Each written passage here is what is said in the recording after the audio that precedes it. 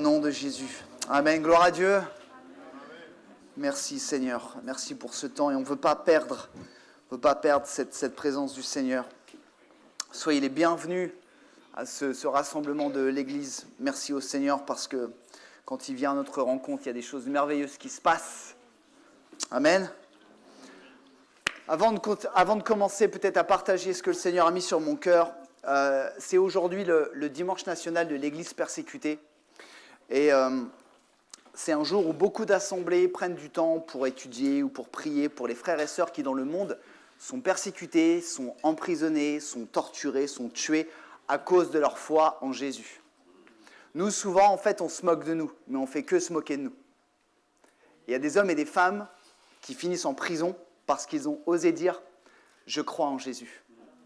Et je pense que ces frères et ces sœurs, qui sont beaucoup plus courageux que nous le sommes, méritent qu'on puisse prier pour eux. N'êtes-vous pas d'accord ? Et juste avant de partager le message, je voudrais faire une petite parenthèse à ce culte. Je veux bien que la technique lance ça. Merci beaucoup, Landry. Je voudrais bien sûr dans la liberté, je voudrais que l'Église prie. Mais pas seul à sa place. Alors bien sûr, si vous avez à cœur de prier seul à votre place, personne ne vous en empêche. Soyez vraiment, sentez-vous libre. Mais je trouve que c'est tellement plus fort quand l'Église prie par deux ou trois, enfin des groupes. Et donc ce matin, pour ceux et celles qui le souhaitent, je vais vous demander pendant quelques minutes, de bouger dans la salle et de vous rassembler par 2, 3 ou 4, ou peu importe. Et de choisir, pas de prier pour tout, parce qu'on a un message à partager aussi. Hein, et si vous voulez prier, venez le jeudi soir. Je ferme la parenthèse. Choisir un sujet sur les 3. Premier sujet, prions pour que les frères et sœurs persécutés persévèrent dans la foi. Le premier risque quand je suis persécuté, c'est d'abandonner Jésus. Quand on dit Jésus ou la mort, je nous verrais bien avec nos grandes gamelles en disant bof, moi je dirais Jésus. Mais je pense que des fois, donc prions pour qu'ils persévèrent, qu'ils n'abandonnent pas la foi. Un autre sujet que vous pouvez choisir, prions pour la protection et les besoins matériels des frères et sœurs persécutés. Souvent, ce sont des gens qui n'ont rien. On coupe les vivres, ils n'ont pas de travail, ils n'ont pas le droit de travailler, ils ont besoin d'être protégés financièrement au niveau sécurité. On a besoin de prier pour ça. Et enfin, troisième sujet, je sais que ça va beaucoup vous plaire, prions pour les persécuteurs. Il y a des candidats ? La Bible dit, Jésus a dit, je crois que c'est les paroles de Jésus, hein, priez pour vos ennemis. Priez pour vos ennemis. Le pasteur, je crois que c'est le pasteur William qui partageait il n'y a pas longtemps, ceux qui serviront Jésus seront persécutés. Et donc à un moment donné, on ne peut pas juste prier pour les chrétiens qui sont persécutés, on doit également prier pour les Sauls de Tarse, parce que je rappelle que le grand apôtre Paul, avant, était Saul de Tarse, et c'était quoi son job ? Il persécutait les chrétiens. Et donc nous devons prier pour que ces hommes, et peut-être ces femmes, rencontrent Jésus, plient le genou, et servent la cause de Christ. Alors dans la liberté, vraiment dans la liberté, prenons quelques minutes, si vous voulez rester à votre place, mais j'invite aussi ceux qui veulent à se lever, à se mettre par petits groupes et à choisir un sujet et à prier ensemble pour cela. C'est parti. Sentez-vous libre. Merci Seigneur, nous prions pour ta parole. Seigneur, que ta parole ne revienne pas à toi sans avoir fait ton effet. Ta parole est la vérité, ta parole est autorité, Seigneur, et je prie pour tous nos cœurs, que nos cœurs soient ouverts à ce que tu veux nous enseigner aujourd'hui. Amen. Amen. Merci à tous d'avoir joué le jeu. Désolé peut-être d'avoir un peu chamboulé ça, mais c'est important qu'on puisse prendre le temps pour ses frères et ses sœurs. Et je vous encourage peut-être dans vos temps de prière à toujours à un moment donné ne pas oublier les frères et sœurs qui sont persécutés pour leur foi. Ce matin, je voudrais parler sur un message qui s'intitule « À la rencontre du Saint-Esprit ». Le Seigneur m'a mis ça sur le cœur très fort cette semaine. La vie de l'Esprit, le Saint-Esprit, c'est une condition essentielle pour que l'Église de Jésus, elle soit puissante, elle soit efficace, elle soit productive. Productive, ça veut dire porter du fruit. Et donc qu'elle soit obéissante. Est-ce que vous avez à cœur d'être l'Église qui a tout ça ? Ah, oui ? Ouais ? Vous ne semblez pas convaincu. Hein ? Une Église puissante, une Église efficace, une Église productive et obéissante. Et Je voudrais vraiment parler sur le Saint-Esprit ce matin. Je voudrais faire quelques rappels sur le Saint-Esprit. Je rappelle que le Saint-Esprit est présent depuis le commencement et depuis la création. Si vous ouvrez la Bible, si vous n'avez pas de Bible, on serait heureux de vous en offrir une. N'hésitez pas à venir à l'espace d'accueil à la fin de cette rencontre. Si vous ouvrez la Bible, première page, premier livre, premier verset. On ne peut pas faire plus premier que ça.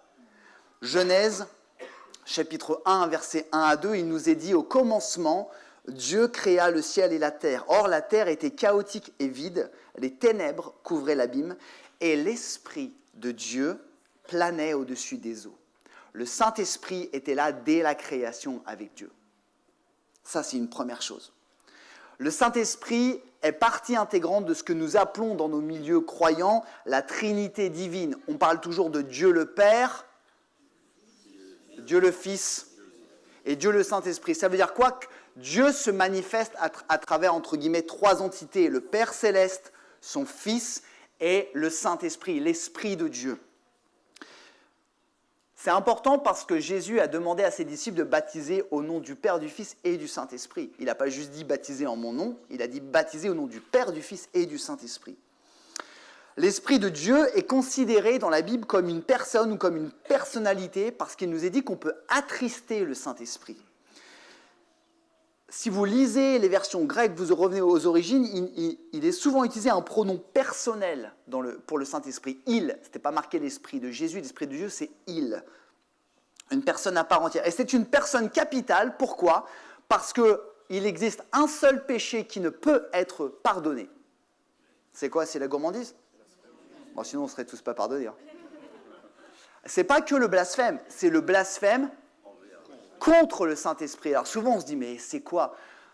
On ne va pas faire une étude biblique de 3 heures, simplement, blasphémer, c'est outrager, c'est salir. Si vous blasphémez le nom de Matthias, vous salissez, vous outragez le nom de Matthias. Mais vous serez pardonné.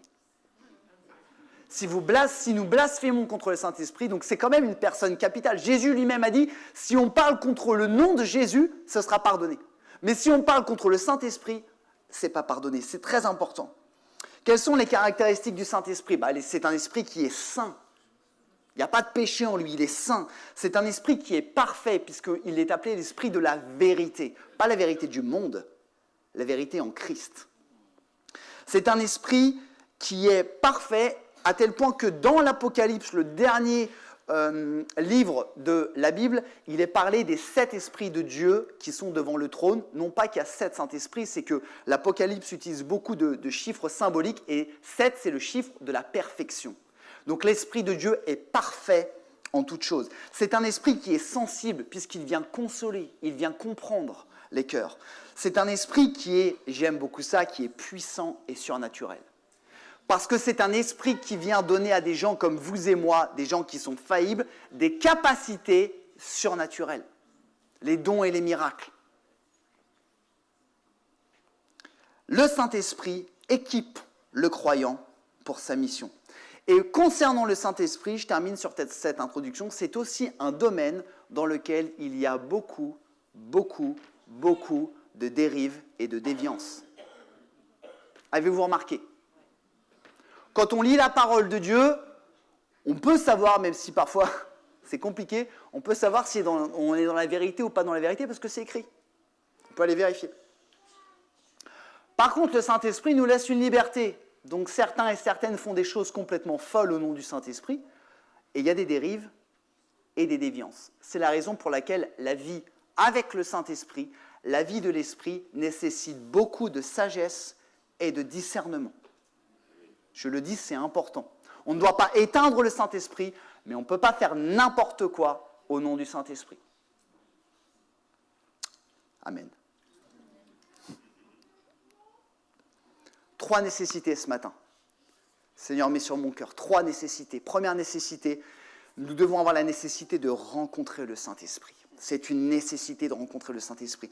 Je voudrais m'adresser à ceux et celles ce matin, peut-être qui ne sont pas croyants, ou peut-être ceux qui ne sont pas véritablement convertis, parce qu'il y a des gens qui ne sont pas véritablement convertis. Il y a des gens qui fréquentent les églises évangéliques et qui ne sont malheureusement pas vraiment convertis.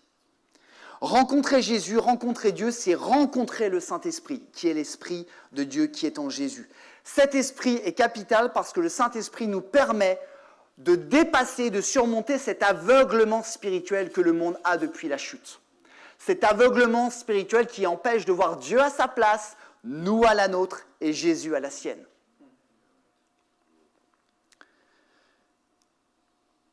Nous devons, pour vraiment être convertis, comprendre qui est Dieu, qui nous sommes et qui est Jésus.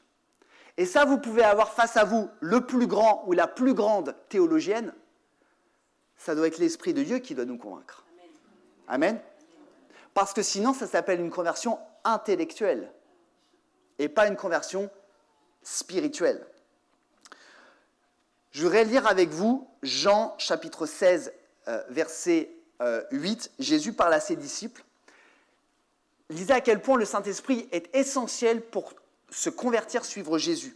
Jésus dit, « Cependant, je vous dis la vérité, il vaut mieux pour vous que je m'en aille. » Jésus est ressuscité, il est en train de dire à ses disciples, « Je vais partir, les gars. » En effet, si je ne m'en vais pas, le défenseur, dans certaines versions, il est dit de consolateur, mais le défenseur ne viendra pas vers vous, mais si je m'en vais, je vous l'enverrai.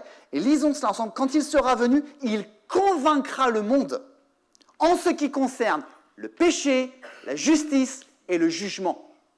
Quelqu'un qui vient à Jésus, c'est quelqu'un qui comprend qu'il ou elle est pécheur, sale, séparé de Dieu. Est-ce qu'il y a des gens dans ce cas-là ici? On est 3, c'est pas mal. 3, c'est un bon début. Ok?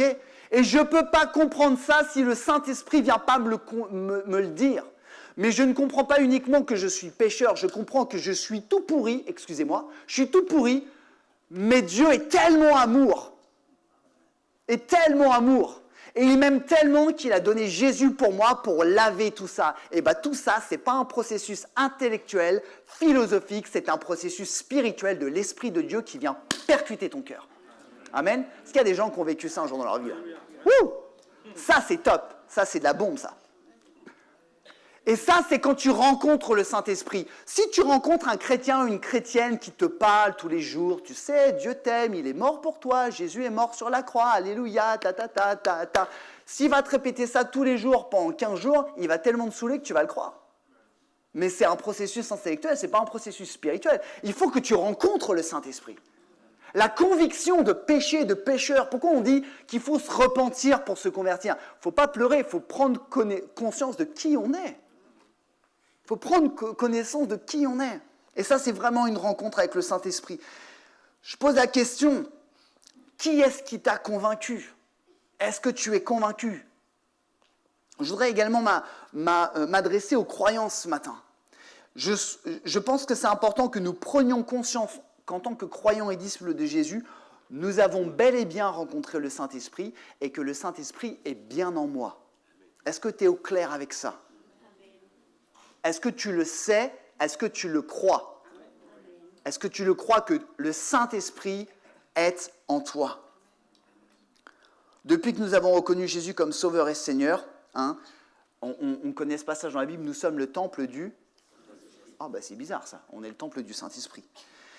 Je partage 3 passages bibliques qui nous montrent que quand tu viens à Jésus, quand tu connais Jésus, eh ben, tu reçois automatiquement le Saint-Esprit. Paul parle à l'église de Galate. « Puisque vous êtes bien ses fils et ses filles, Dieu a envoyé dans notre cœur l'Esprit de son Fils. » L'Esprit de son Fils, c'est l'Esprit de Dieu, c'est le Saint-Esprit, qui crie « Abba ». Abba, ça veut pas dire uniquement père, ça veut dire cher papa. Ça veut dire papounet chéri. C'est important. Parce que papa, quand mon fils m'appelle papa et quand il m'appelle mon papa chéri, c'est pas la même chose. Il attend pas la même chose. Donc il me regarde avec un grand sourire. Quand il m'appelle mon papa d'amour que j'aime, ça sent mauvais. Ça sent très très mauvais. Ouais. Et donc, c'est l'Esprit de Dieu qui nous fait prendre conscience que Dieu, c'est mon papa céleste. Deuxième passage. Oh, je l'aime celui-là. Personne ne peut affirmer Jésus est Seigneur s'il n'est pas conduit par l'Esprit Saint.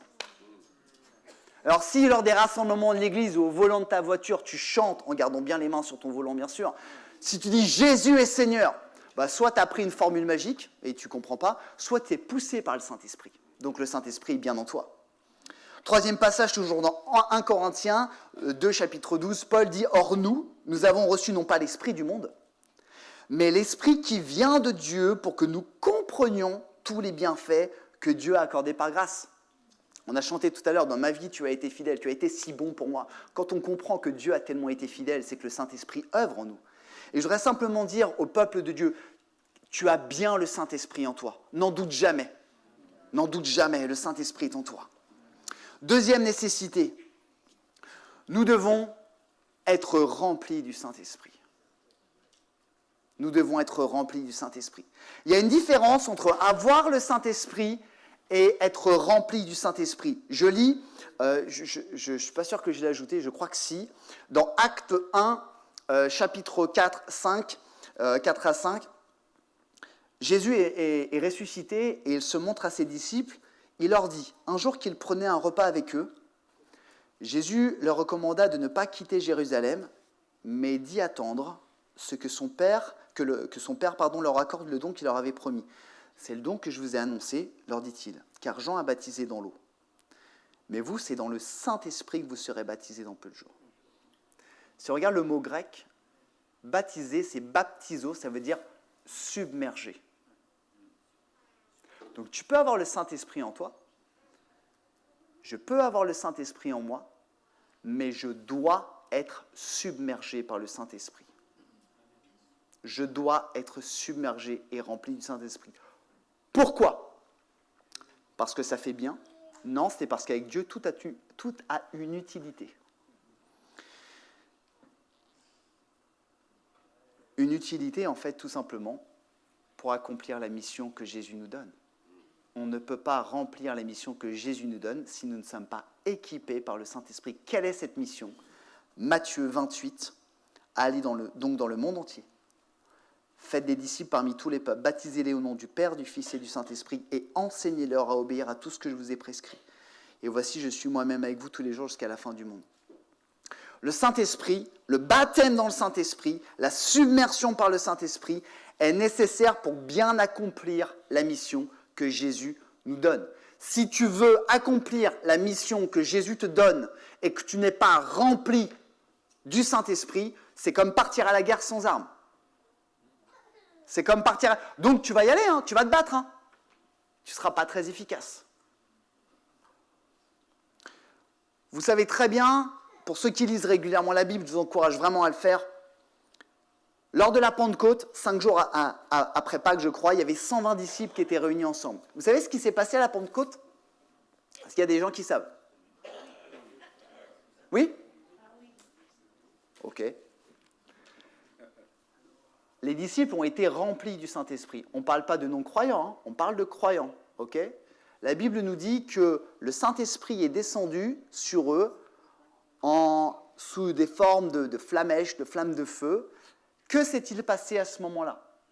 Le savez-vous ?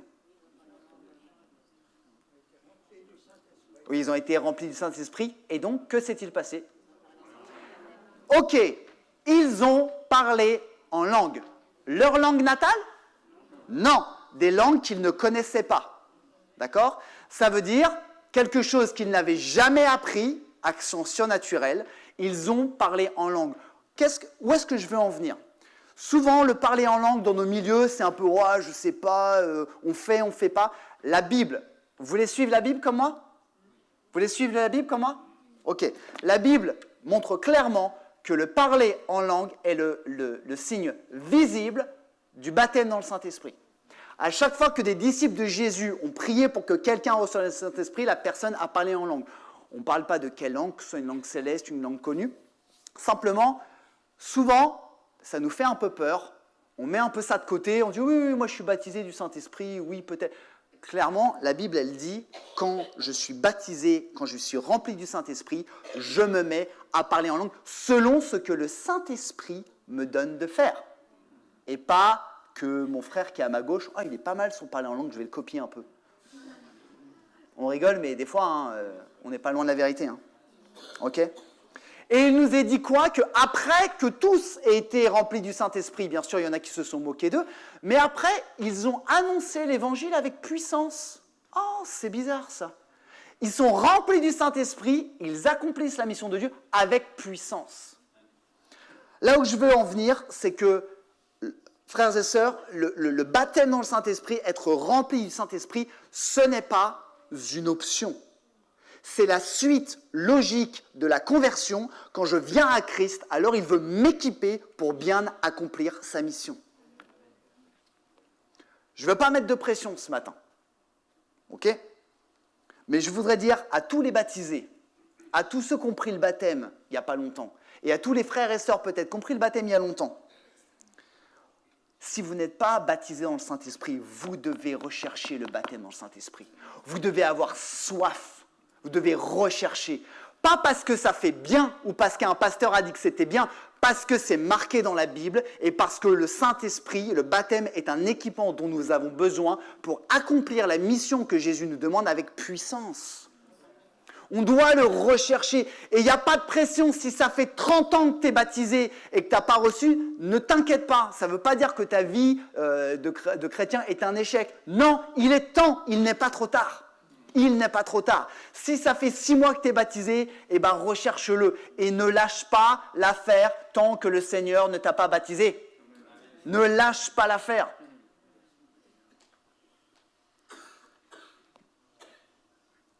Il faut rechercher, il faut s'attendre. Par contre, il faut avoir soif. Ah bah oui, le Seigneur ne va pas te donner quelque chose si tu n'en veux pas. Et la question qu'on doit se poser, c'est est-ce que j'ai vraiment soif?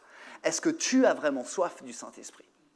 Il y a une différence entre « bon, il paraît que c'est bien, donc je vais le prendre » et « non, mais Seigneur, je le veux vraiment ». Ce n'est pas la même chose. Et si jamais tu n'es pas baptisé dans le Saint-Esprit, aucun jugement dans cette assemblée EVF. Le jugement, c'est un mot qu'il n'y a pas dans notre vocabulaire à l'EVF. Non? Merci Alexis. Le jugement, ce n'est pas un mot qu'il y a dans notre vocabulaire, Alex Viefoy.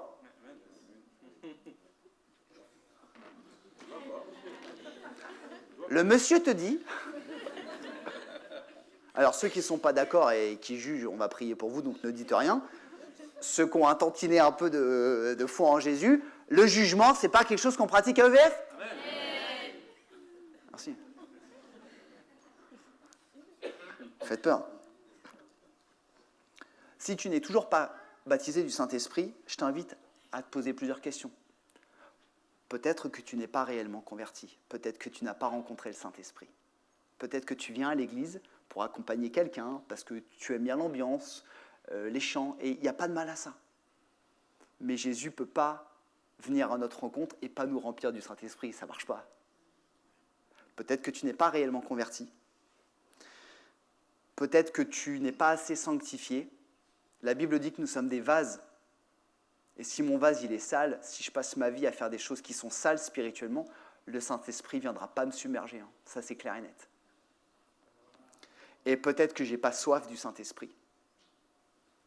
Vous savez, souvent on a soif de regarder nos téléphones, d'aller sur les réseaux sociaux, on ne peut pas s'en empêcher.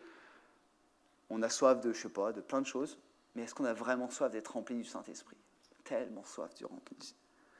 Si je veux vraiment être un disciple de Jésus, si j'aime Jésus, alors je dois obéir à ses commandements et je dois accomplir la mission qu'il me demande du mieux que je peux. Et le meilleur équipement, ce n'est pas une Bible. La Bible est un très bon équipement, mais la Bible que Jésus, l'équipement que Dieu donne, c'est le Saint-Esprit. Troisième et dernier point, la nécessité d'entretenir et de développer ma relation avec le Saint-Esprit. Je vous lis un texte que je n'ai pas ajouté. Paul, il dit aux Galates, « Voici donc ce que je dis, marchez par l'Esprit, et vous n'accomplirez pas les désirs de la chair ou de notre nature propre. » C'est-à-dire qu'en tant que disciples de Jésus, nous devons marcher par l'Esprit. Ça ne veut pas dire marcher comme ça dans la rue, hein. Ça veut dire avancer dans la foi chrétienne par l'Esprit. Progresser dans la grâce et dans la connaissance de Jésus, comme le dit Pierre, c'est progresser également dans la connaissance et dans l'intimité avec le Saint-Esprit. Progresser dans le parler en langue, progresser dans la pratique des dons spirituels. Il y a eu une parole de prophétie ce matin. C'est un don spirituel qui est donné par le Saint-Esprit. On doit progresser là-dedans. Il y a un parallèle avec le baptême. Quand j'ai pris le baptême, ce n'est pas la fin, c'est le commencement.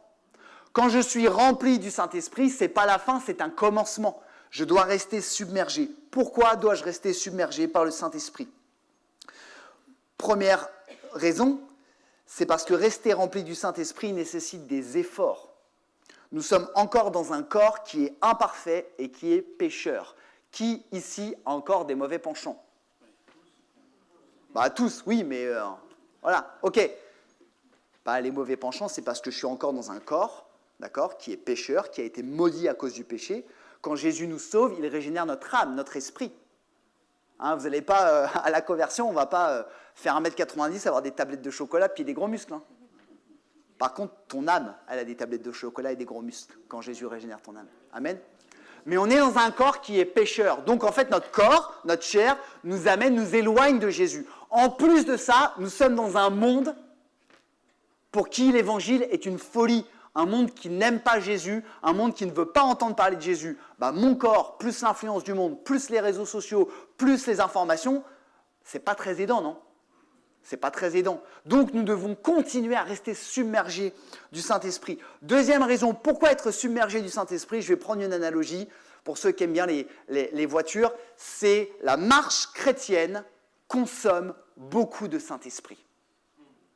Si je veux marcher dans l'esprit, c'est comme un gros V8, d'accord? Et un gros V8, alors c'est pas une voiture électrique, d'accord? Ça consomme énormément d'essence de Saint-Esprit. Par contre, un V8, ça fait du bruit. C'est pas vrai?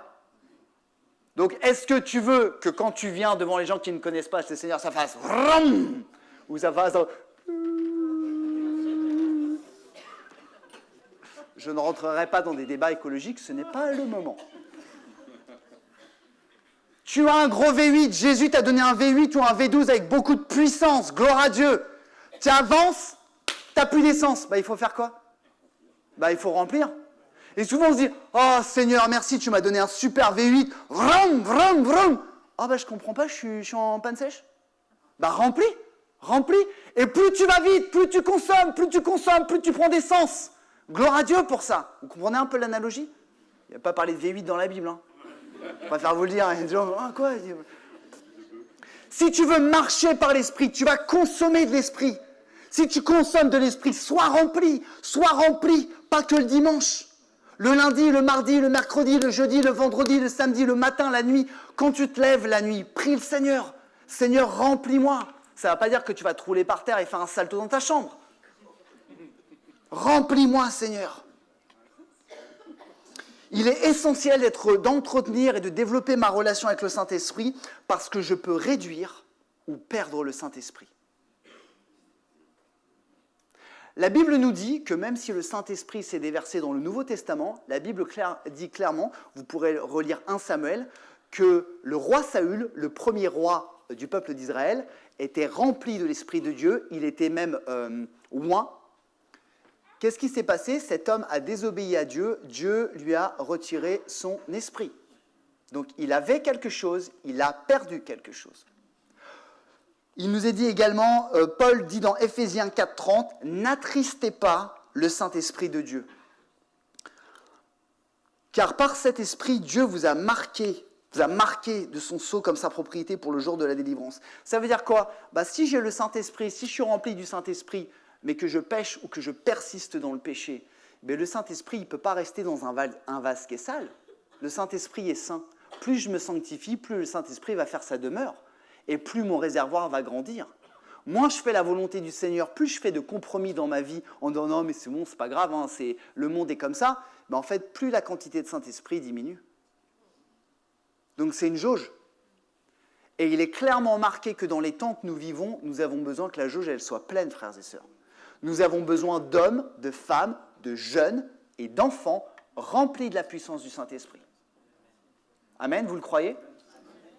Je le redis, nous avons besoin que l'Église on dit 7 à 77 ans, mais je vais dire de 1 à... Personne de plus de 100 ans ici? 89? Qui dit mieux? De 1 à 89, soit rempli du Saint-Esprit. Parce que vous savez, ce qui est merveilleux, c'est que Jésus, quand il utilise son Église, il utilise le petit garçon, la petite fille, l'ado, ou le papy, la mamie, mais avec le même esprit, la même puissance. Et ce n'est pas parce que tu as 30 ans de conversion que tu as plus de Saint-Esprit. Non, non, non, c'est une question de cœur. C'est une question de cœur d'être rempli.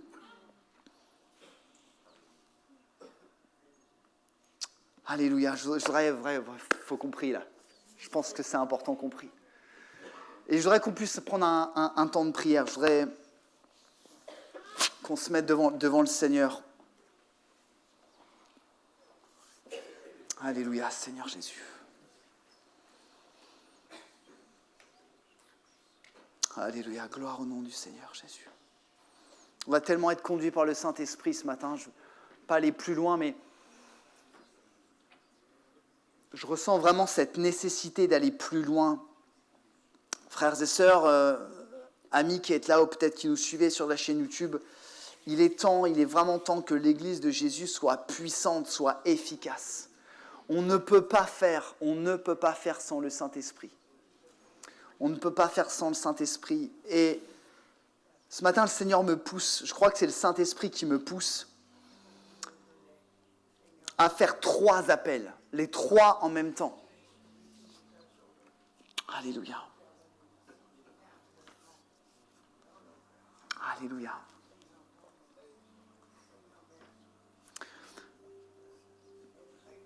Le premier appel ce matin, c'est si tu n'as pas rencontré Jésus, si finalement tu dis, moi je ne suis pas converti, la conviction de péché, finalement moi ça ne me parle pas, je voudrais juste te dire aujourd'hui c'est le jour.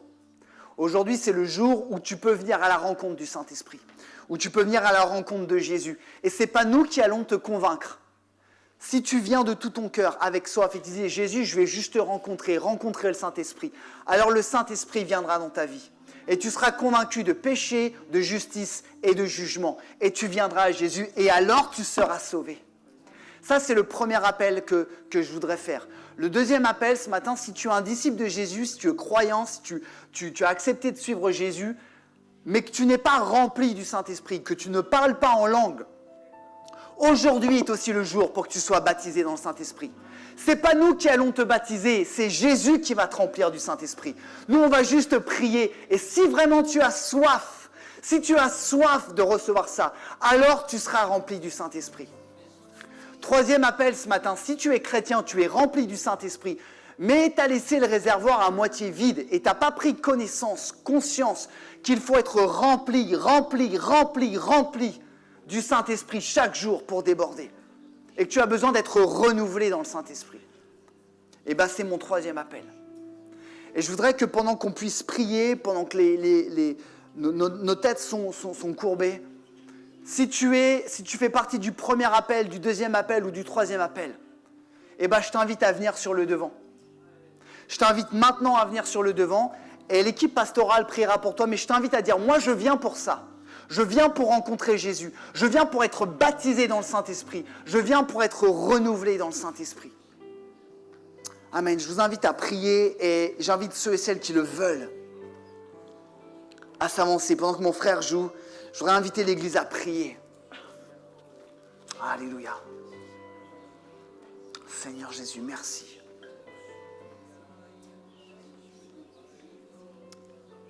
Alléluia. N'hésitez pas, sentez-vous libre. Soyons dans la prière, on n'est pas là pour se donner en spectacle. On est vraiment là pour être devant le Seigneur. N'hésitez pas à vous avancer. Et j'invite l'Église à prier, là où tu es. Je voudrais inviter l'Église, l'équipe pastorale, vous pouvez prier. Demandez bien aux personnes.